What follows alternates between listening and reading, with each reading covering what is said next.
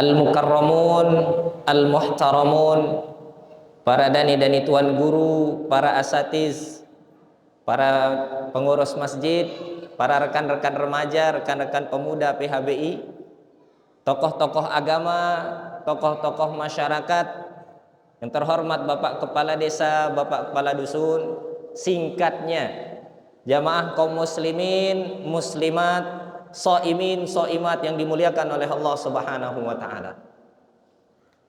Alhamdulillah, puji syukur kehadirat Allah Subhanahu wa taala yang dimana tiada henti-hentinya memberikan kita nikmat yang terbesar, yakni nikmatul hayah, nikmat kehidupan. Karena kalau kita perhatikan niki ampura jamaah sekalian, umur dengan zaman makin sejelu sekelem nani tebedait lek pekan le makwah tesiaran, inna lillahi wa inna ilaihi rajiun. Maka nikmat terbesar yang Allah Subhanahu wa taala berikan adalah nikmatul hayah, nikmat sampai kita merasakan kehidupan, sampai yang namanya melaksanakan peringatan malam nuzulul Quran. Kemudian nikmat yang kedua yang tak lupa kita syukuri adalah menjadi umat Nabi Muhammad sallallahu alaihi wasallam. Kenapa Ustaz nikmat menjadi umat Nabi Muhammad niki patut kita syukuri? Contoh, Allah berfirman di dalam Al-Qur'an, walikullin ja'alna minkum syir'atan wa minhaja. Setiap di antara para rasul niki punya yang namanya syariat dan punya yang namanya ajaran masing-masing. Sehingga ketika kita menunggu berbuka puasa, coba mun terdengah nggih, ayat sak paling kereng terdengah sih dengan sak berpuasa niki adalah A'udzubillahi minasyaitonirrajim. Bismillahirrahmanirrahim. Ya ayyuhalladzina amanu kutiba alaikumusiyam. Nah, niki paling kereng terdengah niki sendikman maghrib biasanya. Tengah teh lek radio tada setel doang ayat niki. Ya ayyuhalladzina amanu kutiba alaikumusiyam. Wahai orang-orang yang beriman, telah diwajibkan atas kalian untuk berpuasa. Kama kutiba alal ladzina min qablikum, sebagaimana yang telah diwajibkan oleh orang-orang sebelum kalian.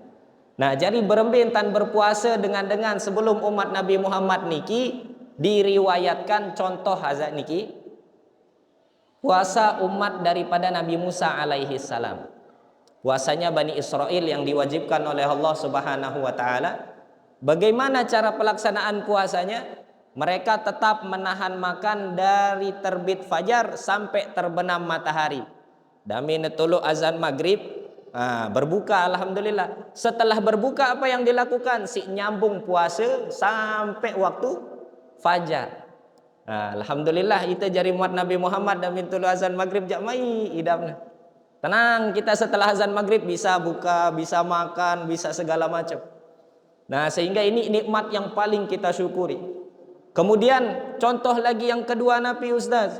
Contoh yang kedua ketika umat-umat terdahulu, contohnya Bani Israel, tatkala berbuat dosa besar, apa yang dilakukan untuk kembali bertaubat kepada Allah? Allah merekam di dalam Al-Quran, faqtulu anfusakum inda bari'ikum fataba alaikum.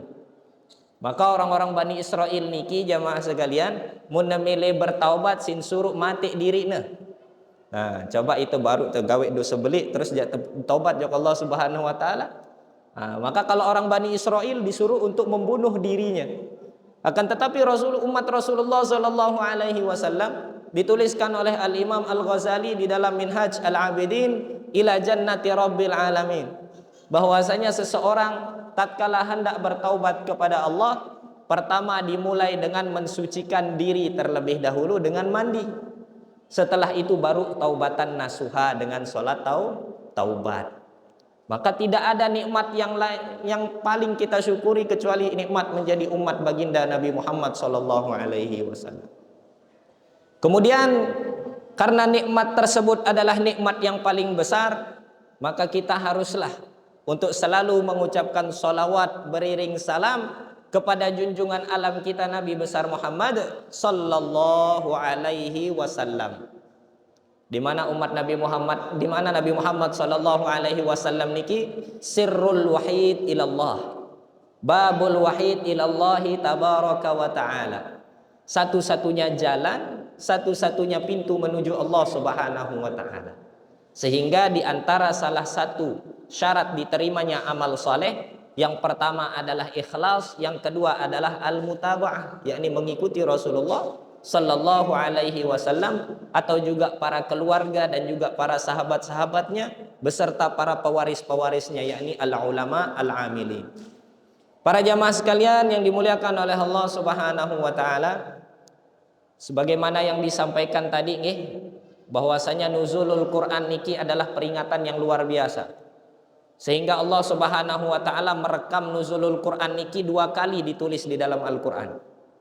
Sak pertama Allah Subhanahu wa taala menuliskan di dalam surat Al-Qadar.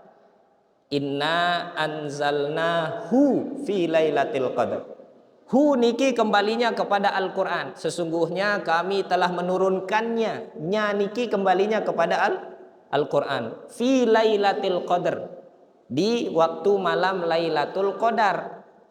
Kemudian kapan Lailatul Qadar niki diturunkan? Ternyata dijelaskan di dalam Al-Quran, di dalam ayat yang lain, baru dibacakan oleh qori kita niki luar biasa. Syahrul Ramadan alladzi unzila fihil Qur'an. Ustadz, kenapa kok di Al-Quran niki modelnya dia bentuknya terpisah-pisah ayatnya? Dijelaskan di satu sisi di surat ini, satunya di surat yang lain. Kenapa dia begitu, Ustaz? Karena kalau kita baca setengah-setengah, ini nyambung Al-Quran niki. Harus kita baca secara keseluruhan. Sehingga bersambung bagaimana ceritanya Al-Quran, sehingga menjadi pedoman bagi orang-orang yang bertakwa pada Allah Subhanahu wa taala. Maka Al-Quran niki pertama kali Allah turunkan, apa tujuannya? Yakni hudan lil muttaqin. Tujuannya adalah sebagai hidayah, untuk petunjuk bagi orang-orang yang bertakwa. Nah, bagaimana caranya menjadikan Al-Quran niki sebagai petunjuk kehidupan? Mari kita lihat bagaimana pertama kali Al-Quran niki turun. Kalau kita membuka kitab-kitab tarikh, kitab-kitab sejarah, alhamdulillah turun hujan niki. Nah, biasanya kalau misalnya turun hujan dengan derasnya niki tanda di ijabah doa kita oleh Allah Subhanahu wa taala. Manjarin sak berdua hajat, sak berdua makin kita coba sama-sama berdoa di dalam hati.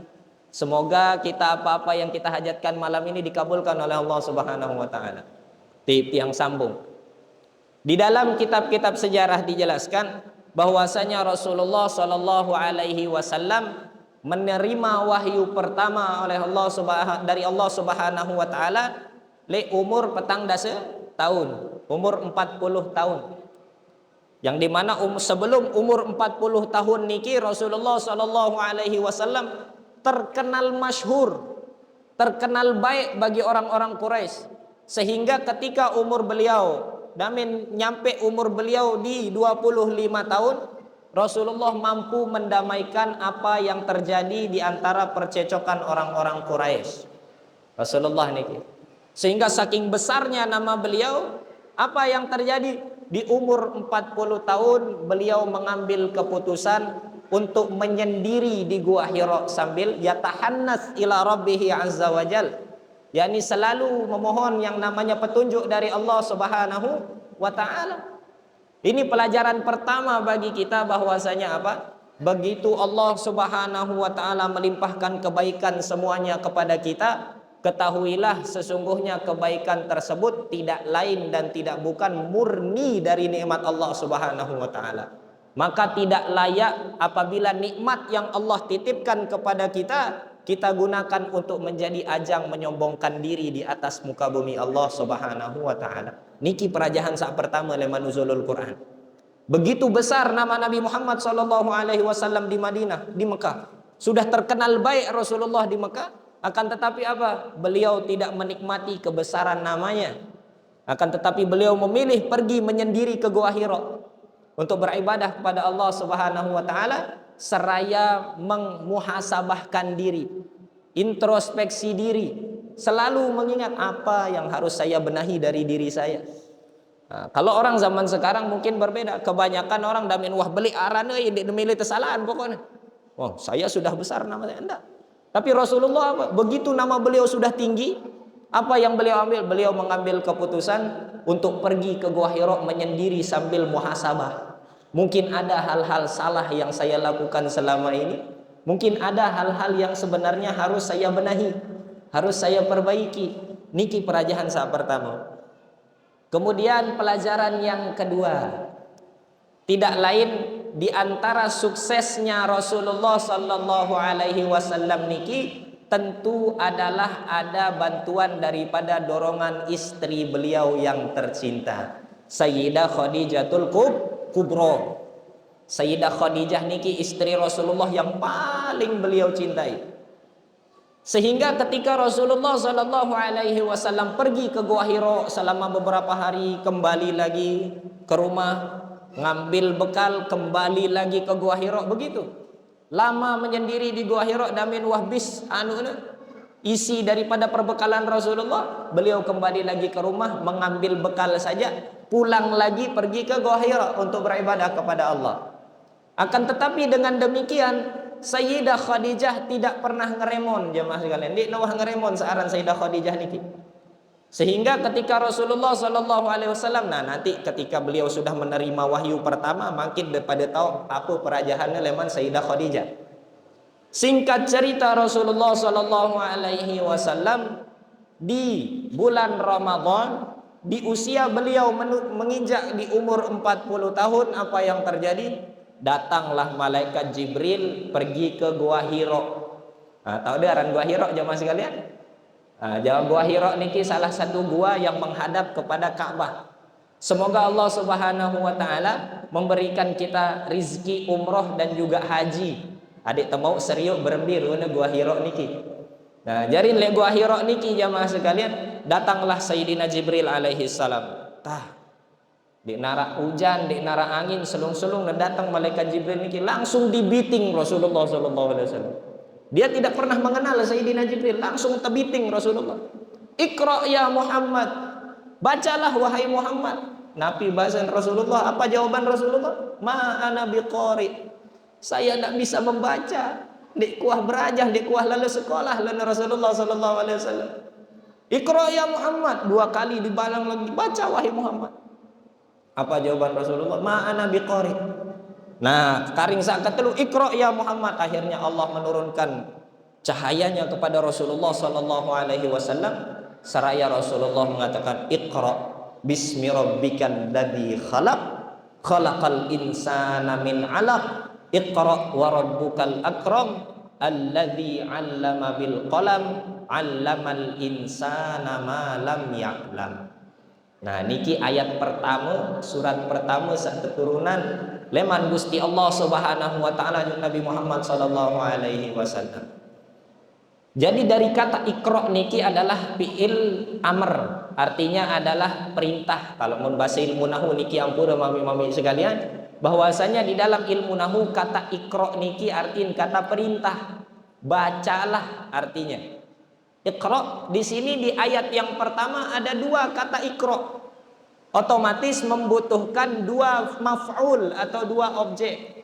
Sehingga ulama membagi ayat Allah Subhanahu wa taala yang harus dibaca niki menjadi 2 bagian.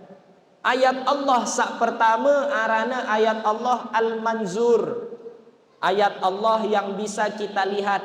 Nabi niki alam semesta dan kehidupan.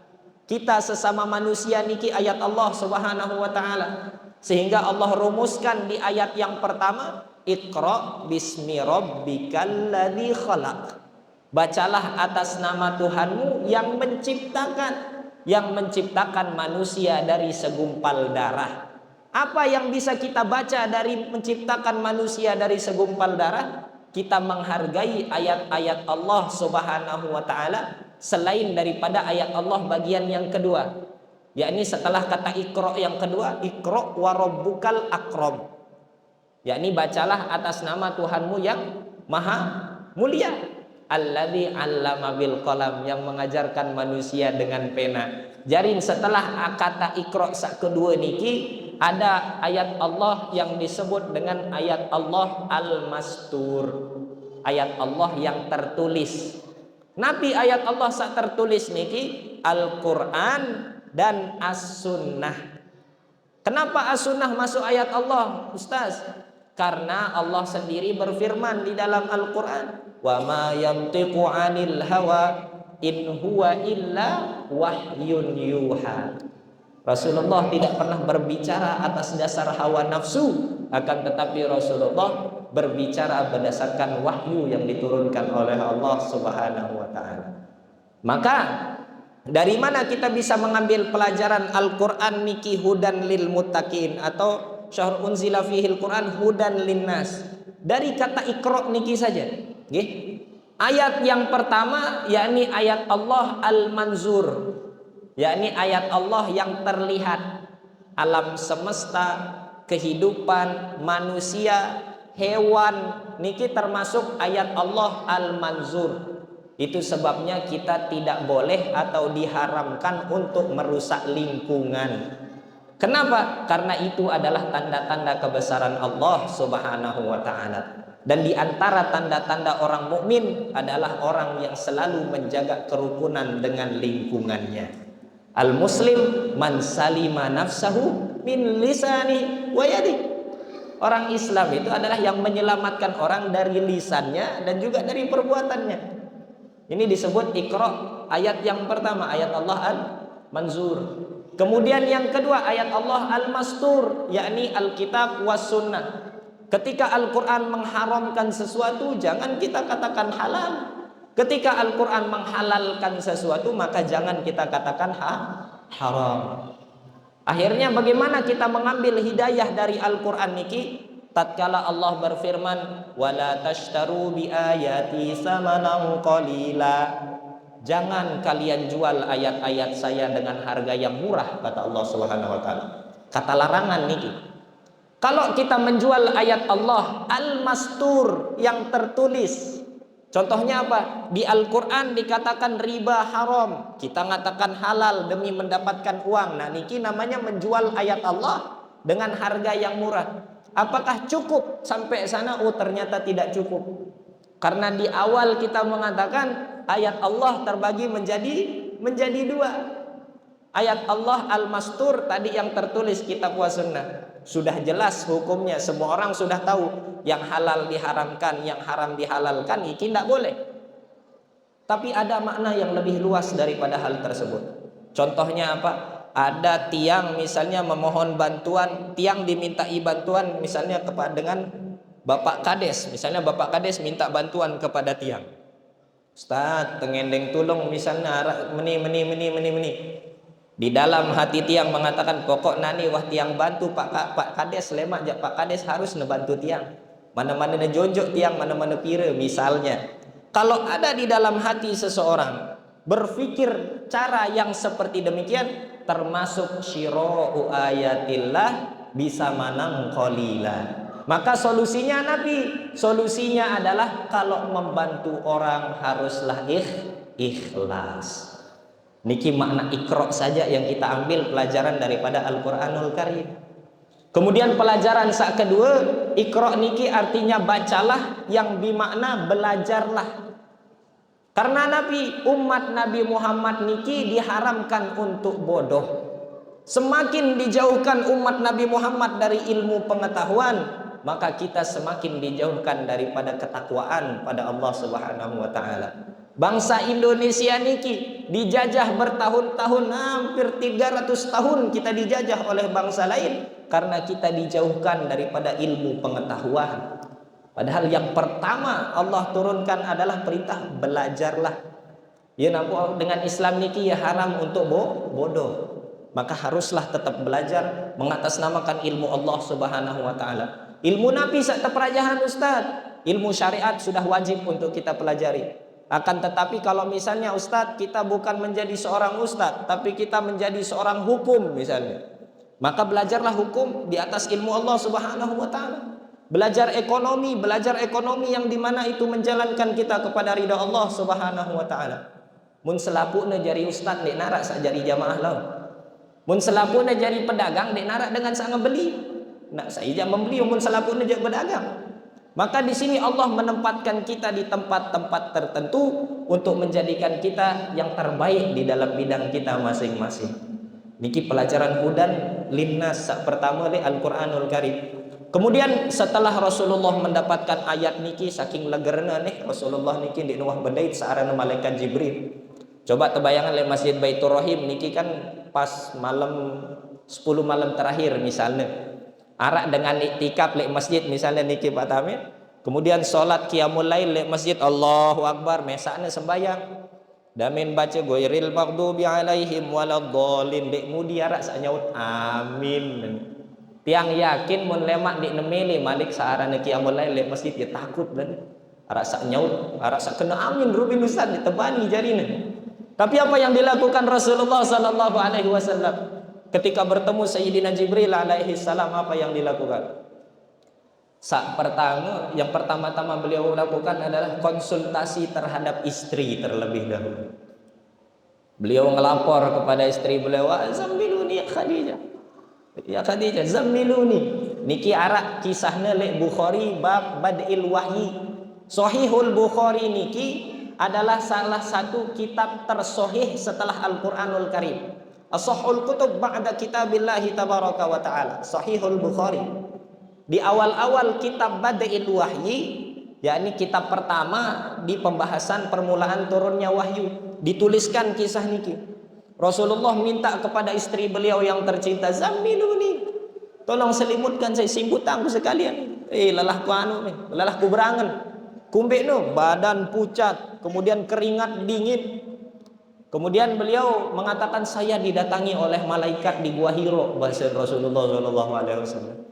Apa jawaban Sayyidah Khadijah yang tercinta? "Wahai abang, wahai suamiku, gamak kakak, sesungguhnya engkau tidak pernah melakukan kesalahan. Engkau tidak pernah menzolimi orang lain. Malah engkau mu'tukrimunad dhaif. Engkau selalu memuliakan tamu. Engkau selalu yang namanya berbuat baik. Mustahil ada orang yang ingin menzolimi engkau, wahai abang," bahasa Sayyidah Khadijah. Coba mau inak-inak zaman nani bilin si semama na. "Zammiluni, zammiluni." Ya wah upak dia bilin tiang lah singan segala sekelam dia wah ulik. Jadi seperti ini. Kalau ibu-ibu zaman sekarang, tapi Sayyidah Khadijah besar jiwanya. Beliau besar jiwanya kepada Rasulullah, saking cintanya kepada Rasulullah sinilon semamana. Lagu dedek de jarian dalil lawan adik darah alasan do main catur kelam-kelam jasa miluni zamiluni lenda. Nah, maka tak boleh nih. Maka mengikutilah Rasulullah sallallahu alaihi wasallam apa yang terjadi. Akhirnya ketika zamiluni Rasulullah diselimutkan oleh Sayyidah Khadijah, dikonsultasikanlah hal tersebut kepada Waraqah bin Naufal arana, masih keluarga dari Sayyidah Khadijah. Beliau ini orang sudah tua, akan tetapi mengikuti ajaran Nabi Isa alaihi salam yang kita kenal dengan ahlul kitab. Sehingga dilihat daripada apa yang terjadi dari Rasulullah sallallahu alaihi wasallam, oh ternyata ini adalah tanda-tanda kenabian akhir zaman. Jadi tanda kenabian akhir zaman niki tanda bahwasanya Waraqah bin Naufal mengatakan, "Wahai Muhammad, kalau umur saya nyampe dan engkau akan mendapatkan wahyu kembali, maka saya yang terdepan yang akan menjadi pembelamu, karena engkau adalah nabi yang telah dijanjikan oleh Allah Subhanahu wa taala di dalam kitab yang telah diturunkan kepada Nabi Musa dan juga kitab yang telah diturunkan kepada Nabi Isa." Kan Lailatul Qadar niki 10 malam terakhir, betul. Akan tetapi nuzulul Quran niki terbagi menjadi 2. Turunnya Al-Quran yang pertama niki yang disebut dengan inna anzalnahu fi lailatul qadar. Turunnya Al-Quran dari Lauhil Mahfuz ke langit pertama niki turunnya ketika malam Lailatul Qadar, telung dasa juz langsung turun sekali-kali. Ini namanya turun Al-Quran periode pertama. Min Lauhil Mahfuz ila Baitil Ma'mur ay sama'id dunya. Ini turun yang pertama. Adapun syahrul Ramadan alladzi unzila fihi al-Qur'an hudan linnas. Nah, adapun turunnya Al-Qur'an dari langit pertama menuju Rasulullah sallallahu alaihi wasallam niki turunnya munajjaman. Munajjaman niki artinya bertahap-tahap, tergantung keadaan, tergantung suasana. Jadi ada tergantung peristiwa tertentu turun ayat Al-Quran, tergantung peristiwa tertentu turun lagi wahyu dari Allah Subhanahu wa taala. Jadi nuzulul Quran niki periodenya ada dua. Periode pertama turun min Lauhil Mahfuz, dari Lauhil Mahfuz ke langit sak pertama. Nah, ini yang disebutkan inna anzalnahu fi lailatul qadar. Wa ma adraka ma lailatul qadar? Lailatul qadri khairum min alfi syahr. Jadi searahnya Al-Qur'an iki jamaah sekalian mun turun li seorang nabi, maka nabinya menjadi nabi khairul anbiya wal mursalin. Ketika Al-Quran turun di salah satu bulan, maka bulannya menjadi khairun min alfi syahr, bulan yang jauh lebih mulia daripada 1000 bulan. Begitu pula Al-Quran ketika turun di sebuah umat, maka umatnya menjadi kuntum khairu ummatin ukhrijat linnas. Jadi apa kesimpulan Nabi? Kesimpulannya Ustaz, kalau kita mau hidup dengan mulia, kalau kita mau hidup dengan tenang, hiduplah bersama Al-Quran. Bagaimana hidup bersama Al-Quran? Diceritakan oleh Sayyidah Aisyah di dalam sebuah hadis, tatkala ditanyakan akhlak Rasulullah. Wahai Sayyidah Aisyah, bagaimana akhlak Rasulullah? Di dalam riwayat yang lain yang ditanya adalah Ummu Salamah. Ada dua riwayat.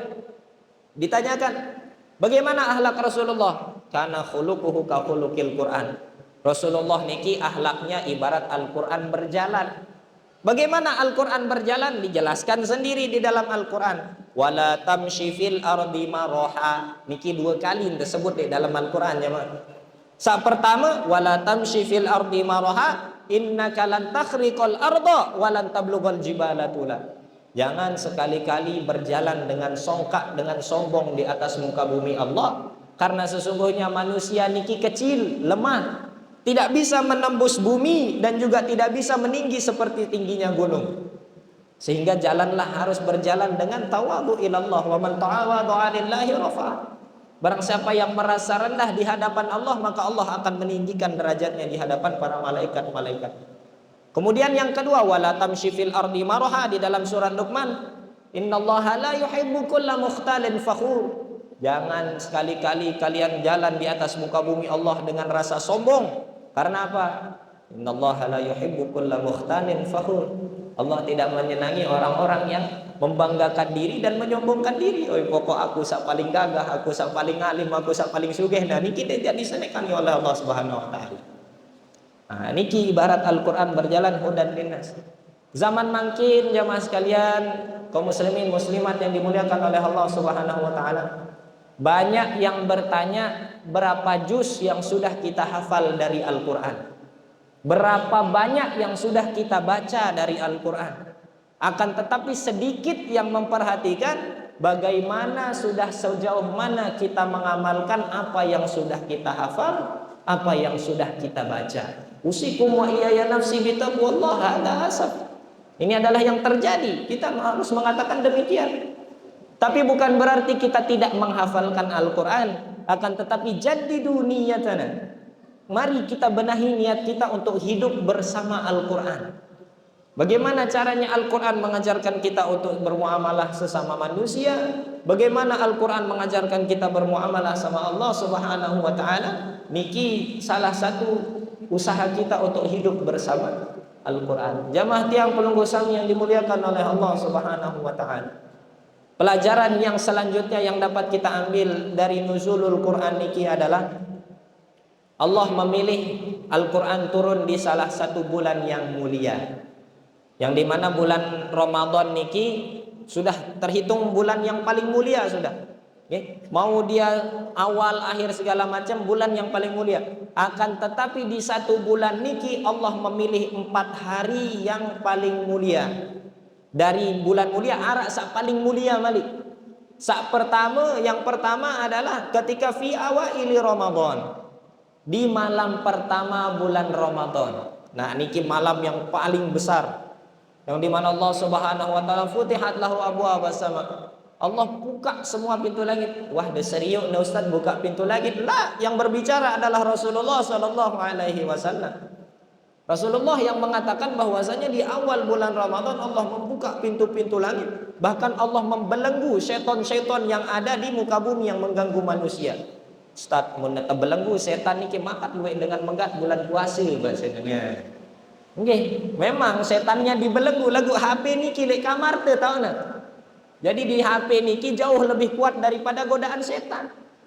Nah, makanya yang dibelenggu niki adalah setan, nafsu kita tidak dibelenggu. Itu sebabnya bulan Ramadan dikenal dengan syahrus sabar, bulan kesabaran. Karena sabarlah yang dapat meredam hawa nafsu. Niki sak pertama, nggih. Bulan awail syahri Ramadan. Kemudian yang kedua, yakni peristiwa besar di hari kedua bulan Ramadan adalah Yaumul Badr, hari perang Badar. Nah, sehingga dikatakan di dalam Al-Quran bahwasanya Allah Subhanahu wa taala berfirman di dalam Al-Quran, ketika Allah Subhanahu wa taala menolong mereka di Ghazwatul Badr, menolong orang-orang yang beriman, wa antum adillah, kata Allah Subhanahu wa taala, sedangkan kamu dalam keadaan lemah, Allah bantu engkau ketika perang Badar. Maka sehingga saking besar, saking mulianya yang namanya hari perang Badar niki, arak solawat arane solawat Badar. Tahu ada aran solawat Badar?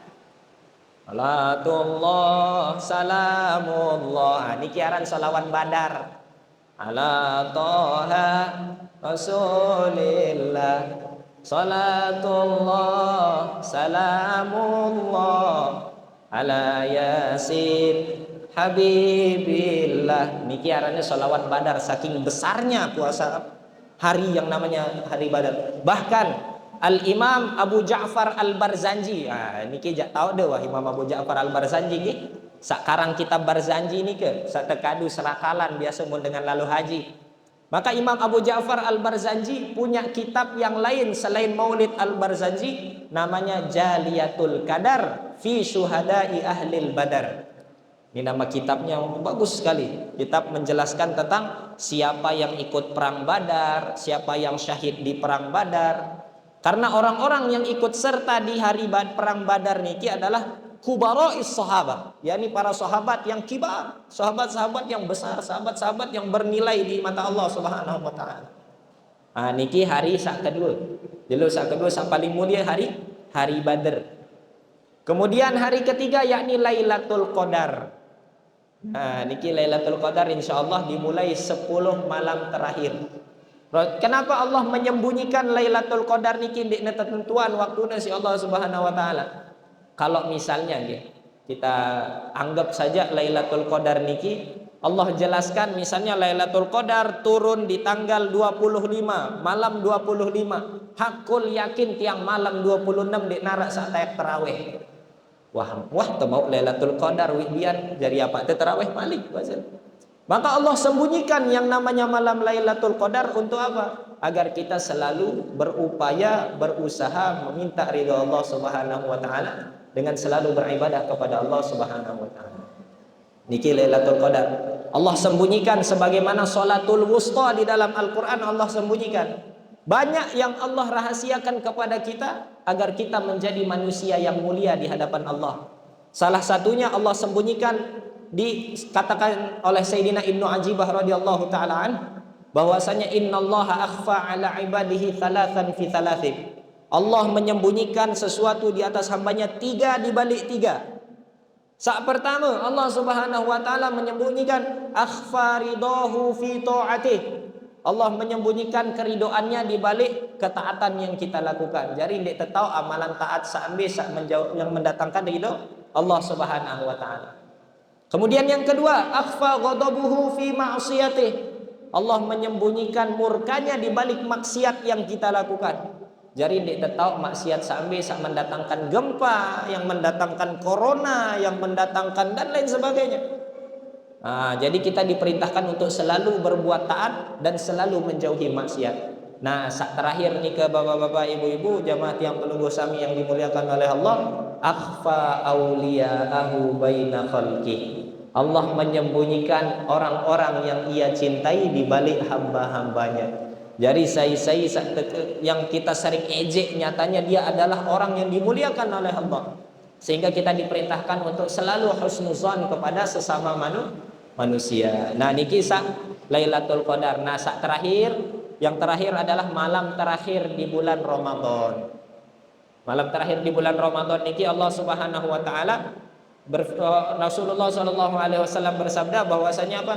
Inna lillahi utaqa'a minan nar. Sesungguhnya Allah Subhanahu wa taala, ini hadis diriwayatkan oleh Sayyidina Jabir ibni Abdillah, bahwasanya Allah memiliki catatan orang-orang yang dibebaskan dari api neraka selain daripada catatan yang ada di malam Lailatul Qadar, yakni di malam terakhir di bulan Ramadan. Maka mari kita sama-sama usikum wa iyaya nafsi bitaqwallah. Saya sandiman tutuang tilawahnya, mari kita sama-sama menyelesaikan tilawah kita, tilawah Al-Quran kita. Atau siapa yang belum melakukan amalan solehah, mungkin kita masih kurang yang kita lakukan di awal-awal bulan Ramadan, mari kita perbaiki lagi niat kita untuk selalu memuliakan bulan Al-Quran niki di malam terakhir bulan Ramadan, sehingga nanti kalau sudah malam kita dimuliakan oleh Allah dengan malam Syawal, maka kita akan keluar dalam keadaan suci bersih ibarat bayi yang baru dilahirkan. Nah, jadi ini kemenangan yang disebut dengan bulan Ramadan, bulan hari Syawal, yakni hari Lebaran. Dendek takbiran doang lagu pas puasa di nawah puasa. Woi, pas takbiran yang paling dulu pas pengan puasa di nawah ini puasa. Megat diri si negawi. Nah, maka jangan sampai kita melakukan hal yang demikian. Maka mari kita sama-sama, apa yang kurang kita lakukan di awal syahri Ramadan, Allah masih memberikan kita kesempatan sampai di hari terakhir yang dimana di bulan Ramadan. Usikum wa iyaya nafsi bitaqwallah. Mari kita sama-sama untuk membenahi diri kita sendiri dan hidup bersama Al-Quranul Karim. Semoga Allah Subhanahu wa taala memberikan taufik dan inayahnya kepada kita sehingga kita bisa menjalankan hidup dengan Al-Quranul Karim, selalu dengan di bawah bimbingan Allah Subhanahu wa taala dan juga di jalannya Rasulullah sallallahu alaihi wasallam. Semoga Allah Subhanahu wa taala menjaga keimanan dan keistiqomahan kita. Semoga Allah Subhanahu wa taala mengampuni orang tua kita yang telah dipanggil oleh Allah Subhanahu wa taala dan juga menjauhkan mereka dari siksa kubur dan juga azab api neraka. Ya Allah, ya Tuhan kami, berikanlah kami generasi pemuda yang baik dan perbaikilah generasi kami. Ya Allah, ampunilah orang tua kami dan jadikanlah kami orang tua yang baik. Ya Allah, ampunilah pemimpin kami dan perbaikilah pemimpin kami. Dan ampunilah mereka ya Allah ya Rabbal Alamin.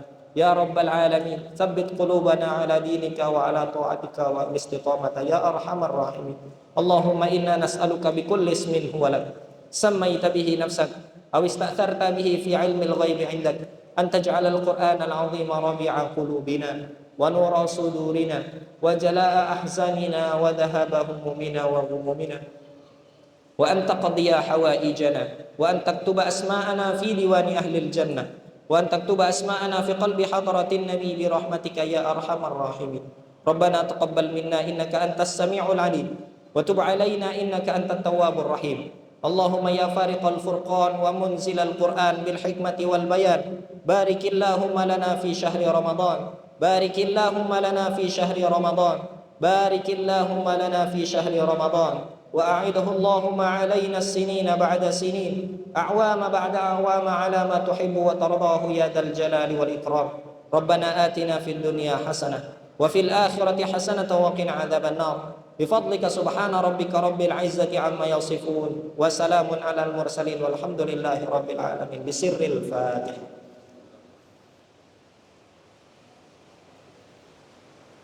Menara salah ucap, salah kata, tingkah laku dan juga mungkin apa yang tiang sampaikan selama tiang menyampaikan utayan hikmah, tiang mohon maaf yang sebesar-besarnya kepada jamaah keluarga sami, dimaafkan insyaallah niki.